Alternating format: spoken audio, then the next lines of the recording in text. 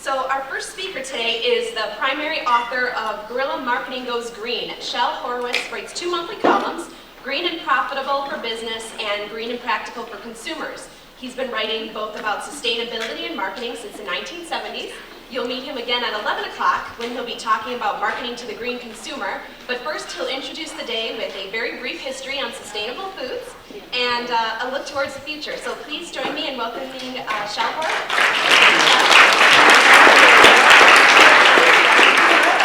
Okay, so I'm going to start by asking you, what does a sustainable food system look like? Don't be shy, because otherwise I'll have to call on people.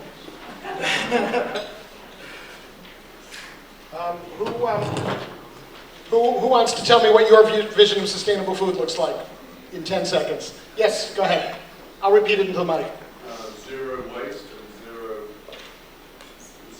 harm to the environment. Zero waste and zero problems in the environment, did you say? Harm. Harm to the environment. Okay, good. Somebody else? In the blue shirt. It's what grows in your backyard. What grows in your backyard? In the corner. Ooh, yeah.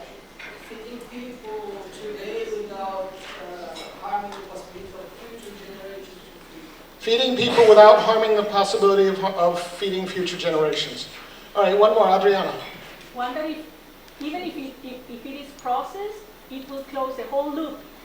Closing a whole loop. Raw ingredient to a completely biodegradable, natural. Okay, great. So I've got a few things on my list. Enough food to go around. High quality in both nutrition and taste. Soil replenished and ready for the next crop. Non-toxic. Using local and renewable inputs where that makes sense. Clean outputs with a goal of zero waste and the possibility of using the outputs for something else as an input. And a decent living and decent hours and working conditions for the farmers and farm workers. Good, strong markets for healthy products. So, through most of history, food was organic and natural. People saved their seeds, wastes were composted, and it was primarily local. Was that a sustainable system? Who thinks yes?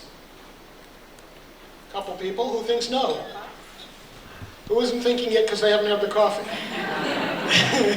A lot of coffee drinkers here are non-drinkers.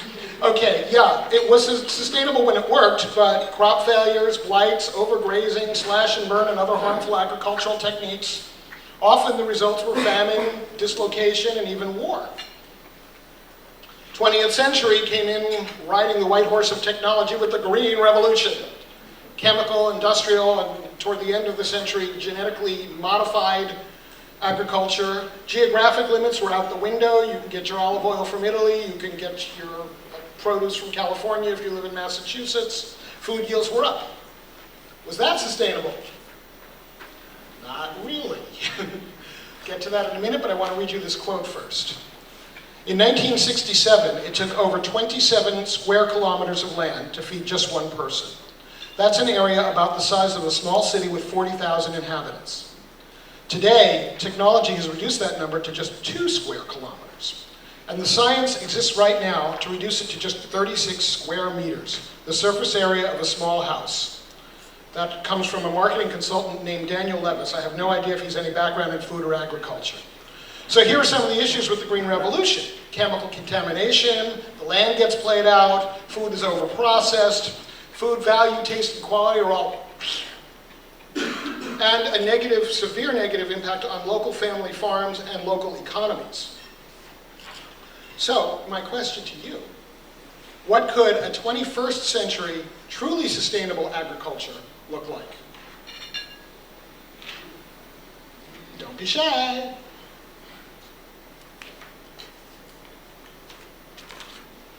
Yes?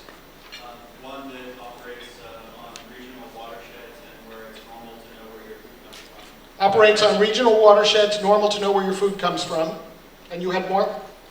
Primarily, you can still get things from further afield, assuming that they are sustainable in their regional food shed, depending on how much you get. Okay, and you could bring in food from other places as long as they're sustainable within their watershed. Good.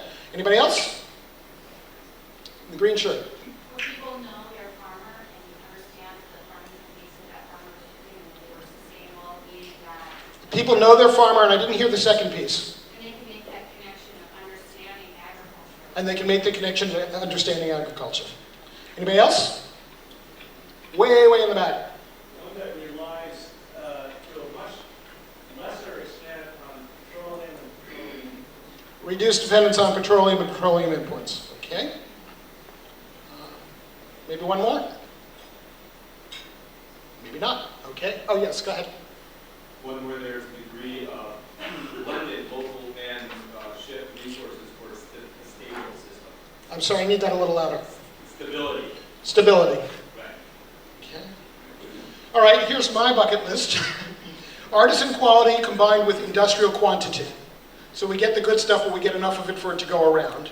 Zero waste and zero pollution. Organic, local or fair trade. Usually would not necessarily have both local and fair trade in the same commodity. Building an ethical relationship with suppliers, customers, and other stakeholders, as well as charity partners. A little glimpse of what the future might hold can be found in Burlington, Vermont, at a place called the Intervale. This is a complex web of sustainable businesses, all of which kind of feed each other. So for example, there's a brewery on site. When the brewery is done with the grains that they've used to make the beer, it goes to the mushroom grower. When they're done growing mushrooms on it, it becomes fish food. The fish create soil that's used to grow greens and herbs. They recapture and actually resell some of what we think of as pollutants, heavy metals and other stuff. And they've got a power plant on the complex, and the power plant heat is captured, the waste heat, as cogeneration. I think that's pretty cool. So there's also the ethical dimension of sustainable food.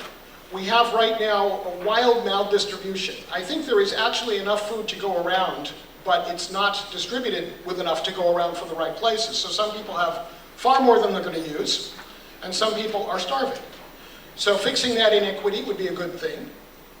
Supporting local economies, helping the planet, and I come out of this actually, the way I got into marketing was through peace activism and environmental justice activism. So I'm going to put in diffusing conflicts based on resources before they turn into wars.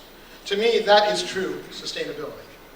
And as far as how to market sustainable food, I will see you at 11 o'clock. And thank you very much.